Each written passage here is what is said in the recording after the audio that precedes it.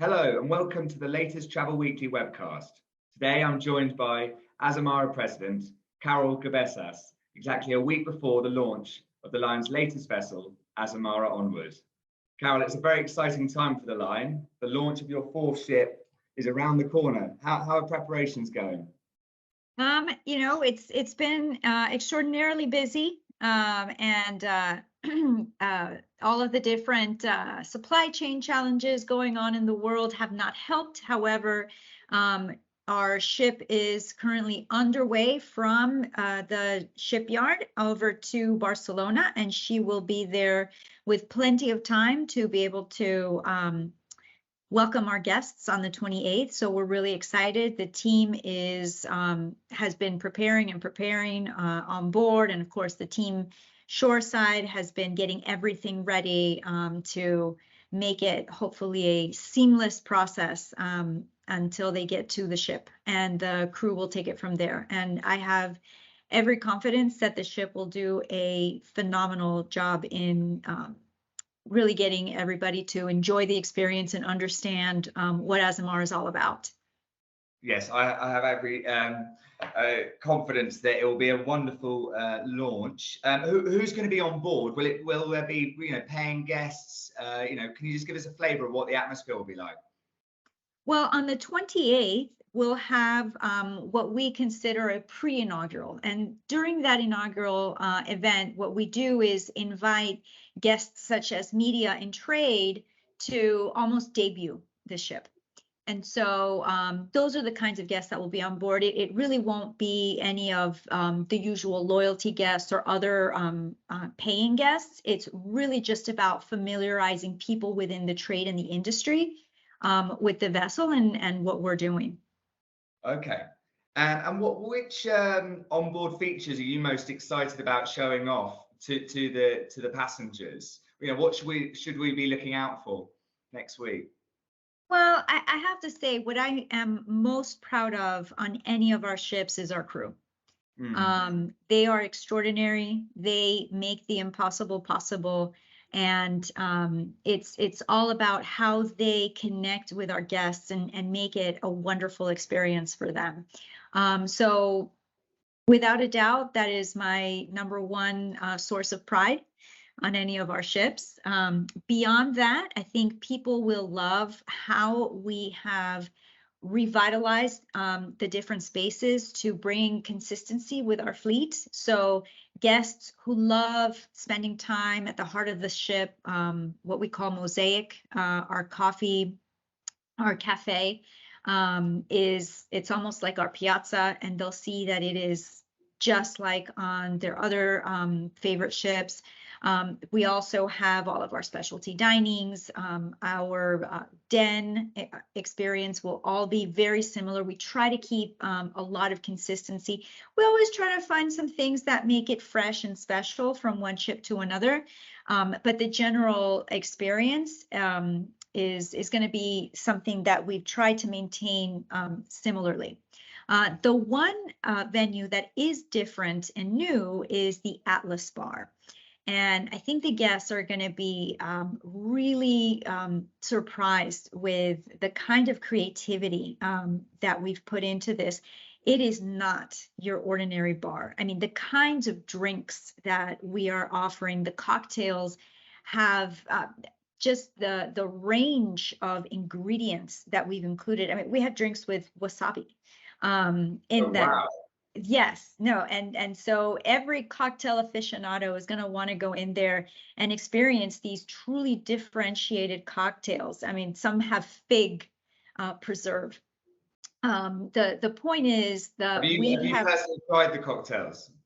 I have not personally tried the cocktails yet. I was only going through the menu, the cocktail menu, as well as the bites menu, which is, I mean, they're both so distinctive. I think people will love seeing it. And it's all the special touches that have been put into the cocktails and the dishes. Anything from truffle and caviar and pate, these very special tastes that people really look out for that make a dish really special. So I think people will really like the space. It is different, and with any luck, if we see that the kind of response we're expecting, we can see more of Atlas Bar in the future. Brilliant. And when would you go to Atlas Bar? What would be the optimum time for a passenger to visit Atlas Bar during a sailing? That's in the evening. Yeah. It's really when you want to enjoy some really cool cocktails. Maybe it's pre-dinner, maybe it's after dinner, maybe it's late night. Yeah. But it's more of an evening. Although I'm not judging if people want to, enjoy a really phenomenal cocktail at a different time of day. Brilliant. So you've been at the helm of Azamara for it's about 16 months now. How do you reflect on the last year or so? What have been your key achievements? Well, I think it's been extraordinarily rewarding, mostly because of the wonderful group of people that have been doing this with me, because it's not me. Let's be clear. It is the team making all of this happen. And so being able to start up one ship and then another ship while we're revitalizing a whole other ship, that's been quite a journey for all of us, including the crew. But we're incredibly excited to be able to say that within the next several weeks, we're going to have 100% of our fleet on the water. So by the end of May, we will have all 4 ships running. And they have been, and this is the other thing that I feel is such a point of pride for me, that we're receiving the best guest satisfaction scores in the history of the brand. It's been extraordinary. And it's because the crew is energized, the team is energized. They are delivering at the highest level of service anybody could possibly ask for in hospitality. So, I'm extremely proud that we've been able to come out, navigate through what is, quite frankly, the most tumultuous times in the history of cruising. So we've gotten through it, and we're thriving. What's been the most challenging period? Was it like the first ship to resume operations, or is it now as we approach full fleet, the full fleet coming back into service? It has to do mostly with the state of the world that made things more challenging than at other times. And so probably when we got our first ship up and running, we were, there were so many travel restrictions still in place, many unknowns. People were unsure of how to travel. This was last summer, when they didn't know, when do I have to test? How do I test? What do I show? And we weren't certain either, because the rules were changing every day. So that was probably one of the more challenging times. And now we've gotten, first of all, the flow of things, haven't you? We've gotten into a good flow. And also, so many restrictions are coming down. I mean, every day you see another country taking away restrictions. And that makes things so much better and easier for the guests. It's really all about making sure the guest has a simple, enjoyable experience getting to the ship, as well as while they're on board and enjoying the cruise. Brilliant.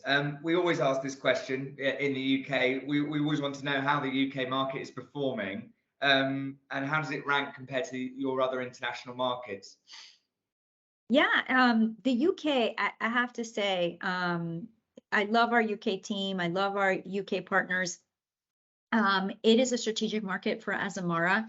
I've always looked at it as a wonderful balance within our portfolio. And I could say right now, year to date, our 2022 bookings are running over 50% up on the same period pre-COVID, 2019, which demonstrates that our wonderful loyalty guests in the UK, our loyalty guests in the UK are truly dedicated. We appreciate it so much, as well as our travel partners who have, stayed there with us. And we're certainly trying to be as supportive and helpful as we can.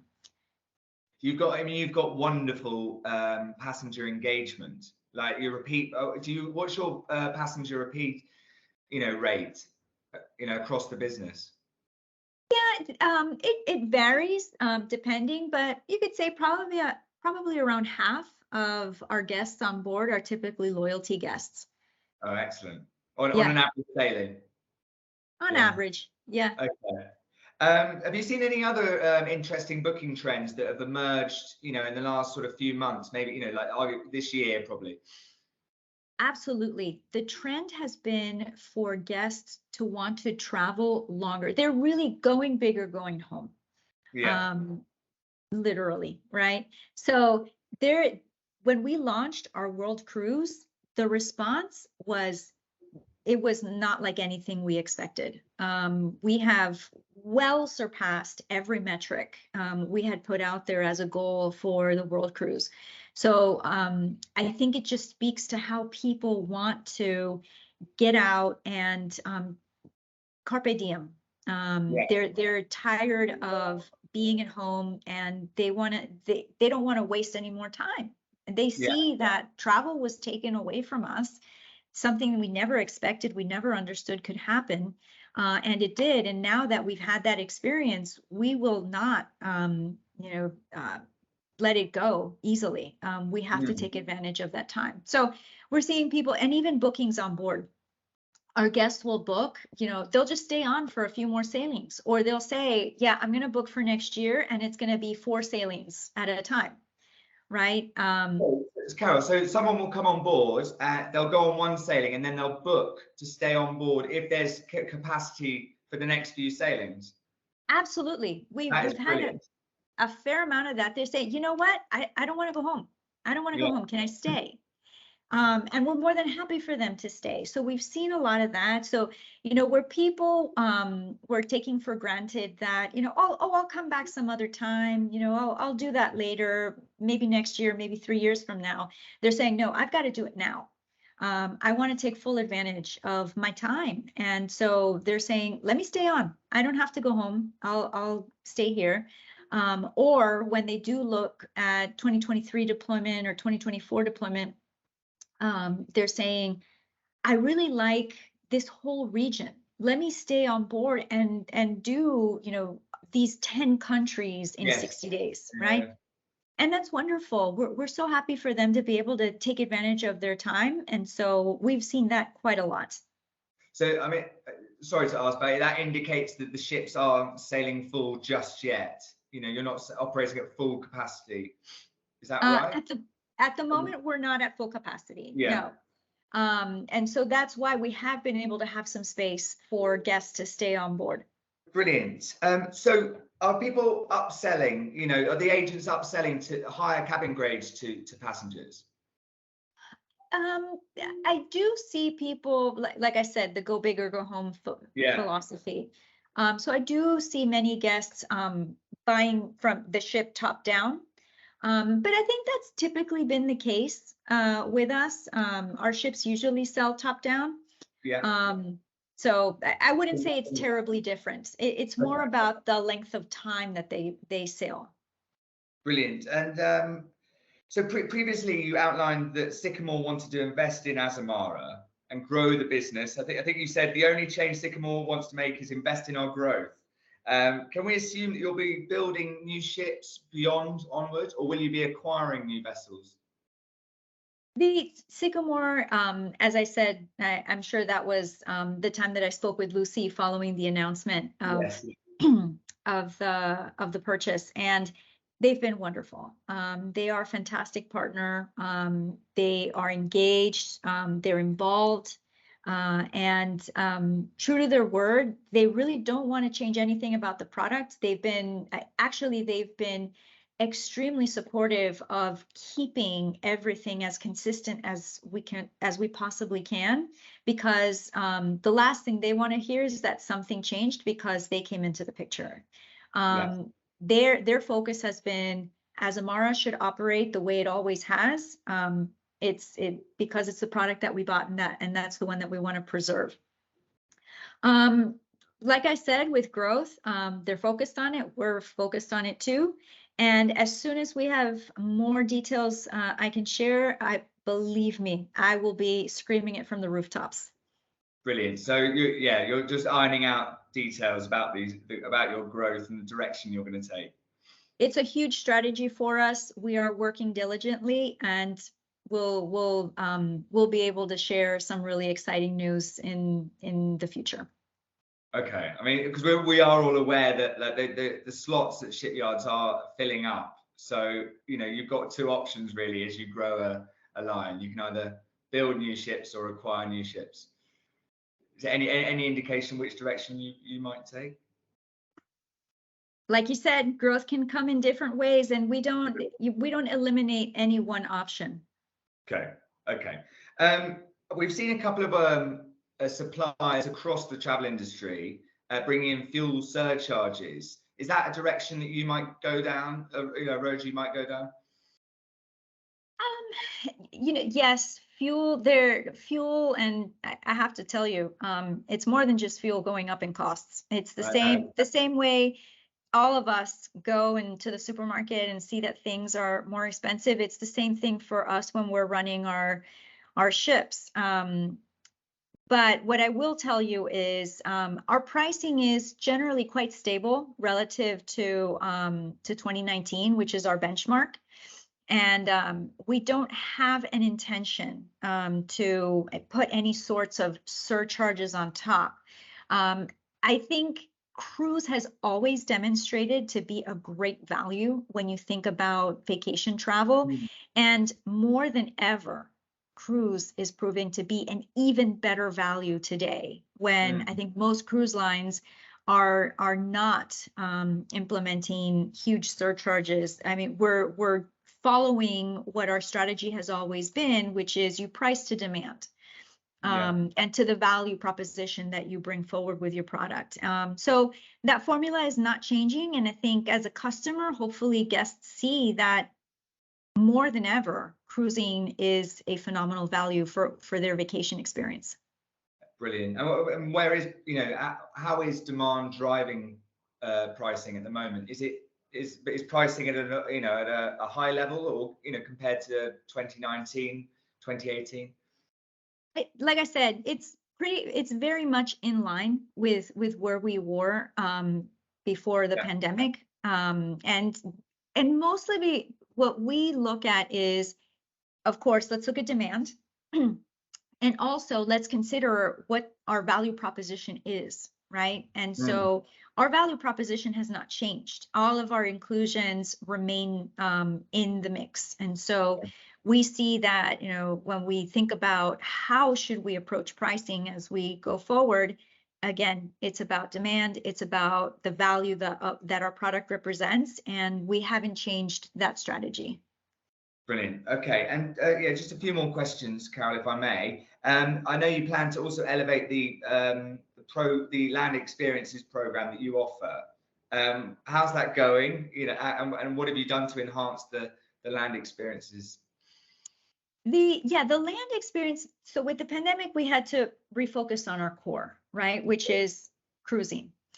This gave us an opportunity to step back and examine how much land and where, right? And so what we decided was we picked certain core products that are the bucket list type of experiences that our guests want to do. An African safari with Mikado, right? Or a Machu Picchu experience, possibly a Galapagos extension, right? These kinds of iconic things that people must do when they visit a certain area. And so that's what we've really refocused on right now. And so at the moment, some of the additional experiences we've added have to do with those iconic things, such as a Switzerland glacier experience, right? So we've put out packages for that, or Cappadocia and Turkey. Talk about straddling two continents and experiencing a crossroads of cultures.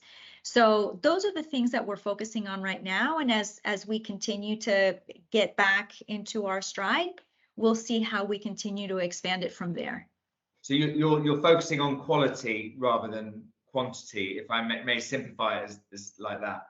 Well, it's quality and things that are very, very distinctive, right? Mm. It's not your typical type of experience that anybody can just go online and try to book on their own. It's something that it takes work to put together, because we see that that is a value added benefit to the guest and to the travel partner.